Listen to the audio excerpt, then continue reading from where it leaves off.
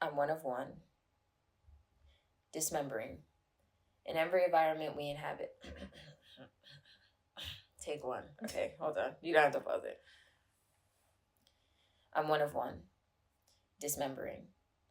In every environment we inhabit, we cut off pieces of ourselves, self-shaped by observations and experiences, because it is justifiable, because it is worth it, because it is necessary. Time and time again, we journey to collect said pieces, Frankenstein them into a jumbled mess, and appear on the outside as if that is all there is to see. We partition ourselves and create chasms where there ought to be connective tissue, only we've ripped it apart. In the gaps of who we are pretending not to be, shame festers alongside its partners in destruction, guilt and anger. Disembodiment, in the arduous process of peeling, cutting, ripping, loosing, digging, gutting, scraping off parts of myself that did not serve me, did not make me whole. It made me vulnerable, so exposed that you could smell who I was on the inside. I needed to air out. No one broke me. I took the hammer to myself, and in the midst of relinquishing my agency to self-define, I destroyed all sense of self because it was damaged. I brought the destruction. I had to ruin what was ruining. Dismembered. In stripping myself bare, I uncovered the pieces of myself that had long been suppressed. I found a little person inside of me, scared, dirty, and too tired to cry anymore. I found her in darkness. I was the one she had been waiting for. I vowed to stop scaring her before I could follow through. I wanted to listen to her while patching her wounds, even though mine were open, undressed, and at risk. I wanted to nurse her back to health before I had the means to sustain us both. Little did I know, she would do the same for me. She is a collector. She likes to make things even though she has never been sure she could, because it may not be good enough or make sense to anyone else, or because it would be too eerie, too weird, or too different. She likes to play and laugh until she can rub her hands across her belly and feel her abs coming in. She likes to wrap her arms around people who need it most and squeeze tight enough for her fingers to touch. She is joy. She is light. Remembering. Sankofa, an Akan word that I came across in the months leading up to the gallery, loosely translates to go back and get it. And its associated symbolic representation is a bird with its feet forward and its neck craned to look back. The stretch and strain of my neck was a curious crane, but a strain nonetheless. The pull of my past and the accompanying strain was not remedied by what I found. It was justified. I had to go back and get her. I had to go back and get it. I needed to get on my knees and dig out of desperation. I needed dirt before I called it that. I needed to take root somewhere safe, somewhere nutrient rich, somewhere, wherever where, but not anywhere. We have to go back and get what we have misplaced, kicked dirt on, and neglected in the thicks of life and living. We have to go back, sift and pick, and collect fragments and pieces of lives once lived, including those outside of our own. We can collect them and make collages and mosaics of pieces of faces, old words and worlds, and clip together shreds and stick together clippings of what was meant to be destroyed. We too lose what we have found, leaving the pieces behind for those who need them most, to find when they need them most. It comes with the territory. So I want to make space for the diggers. I want to equip them with the tools, material and immaterial alike, to do the work. I want to encourage them to face their faults and wrestle with blame and tell shame to go fuck itself. I want them to show up for themselves and subsequently for the people they love and who love them back, transformed and vulnerable. We're the ones who will remember. We will remember the names of our parents and grandparents and their parents and so on. We will remember who we come from and who they come from and where we come from and how we came to where we are. We will remember what we come from to know where we are headed from where we are now. We're the ones who will remember. Remembering all the girls. All of my older selves are equally essential to this journey and to this moment. They are equally important to this becoming and remembering.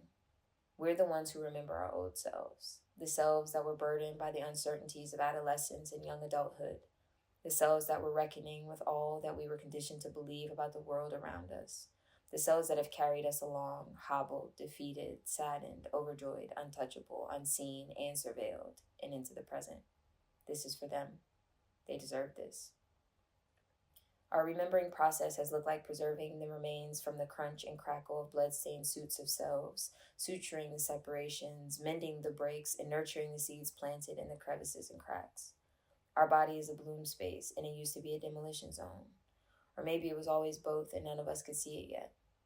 All versions of me hated the person in the mirror, and I look back and wonder why. I'm apologetic to the me's of the past. I'm apologetic to baby Jordy. I'm apologetic to my mother, who years after my confession confessed to stressing in the shadow of my desire to kill myself. I didn't know she took me seriously. I'm shedding tears to acknowledge the me's that I've killed, that were destroyed by my own hand, my own tongue, and the actions that I allowed others to take or not take against me, and still I stayed. I stayed because I thought they needed saving, which they did, but I was drowning too. I am no longer apologetic to them for being a broken crutch. I did all I could.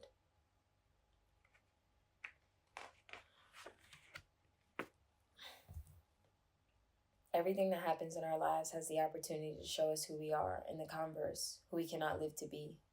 I contemplated suicide and dealt with ideation for a significant portion of my undergraduate career, and the truth is that that version of me had to retire. She has been laid to rest and lifted to run in the shells of memories in the same ways that each of my old selves moved through the past, admiring the woman we have become and are becoming. I'm the me I used to dream of. Everything has changed, and yet I'm more me than I've ever been. Ian S. Thomas. My body used to be a war zone when it should have been a sanctuary, but I didn't know what that looked like. It was a not-so-safe space. It was hard when it should have been gentle and soft. It was unwavering when it should have been understanding and gracious. It was rigid when flexibility was imperative. But I'm not defined by my war zone. 19, 20, 21, and 22 are not defined by the darkness. In their days, I expended unequal amounts of energy characterizing the turmoil and less on the beauty of what had become of me, of us. At 19, I responded to the pressure of the unexplainable by creating what I could understand. At 20, I became the player that younger me couldn't conceptualize. At 21, while taking 19 credits while on academic probation, I joined the opinion desk of the school paper and started a podcast as a full-time student athlete. I proceeded to graduate a semester early, and I was damn proud of it. Before my injury, I was easily averaging 20 plus points by simply doing what I do, how I do it, without any contest. And at 22, I embraced the soft girl I've always been and learned how to walk again, figuratively speaking. My knee had some catching up to do. At 23, I learned how to be the best friend I want and desperately need. We're the ones. In the spirit of the homegirls, the group that may not always agree but will wage wars for one another. We're the ones who will lay claim to the titles and definitions that we rightfully deserve. We will self-define. We're the ones who reckon with the generational battles, both within and outside of body. We will change the trajectory. We're the ones who will knuckle up with the hopelessness of a doomed future, equipped with our visions of better days and a more just world. We will be the change we wish to see. If we're the ones, then I'm one of the ones. I'm one of one. I'm one. I'm the one. We cannot remain naive to the horrors of this world. We cannot disregard injustice, no matter how much we want to, and it is easy to follow through on not wanting to. This is a space for us to respond to it. We must respond to it. So in response, I choose hope. I choose to create spaces to respond on the page, behind the viewfinder, and in conversations and questions. I choose to orient towards great impact, and as far as I can tell, you need other people to do that work with you. Now is the time to choose, because no one is coming to save us. No one is coming to save me. No one is coming to pull me up out of bed or to shake me awake if I decide that sleep is a better alternative than the waking world. And they don't have to, because, and so, I choose hope. I choose to find joy in obscure places. I choose to follow my convictions before I can fully understand them. I have no choice if I want to save myself. Even when I thought I needed someone else, they didn't come. Nobody came, and I see why now. I'm the one I've been waiting for. And that's that on that on period.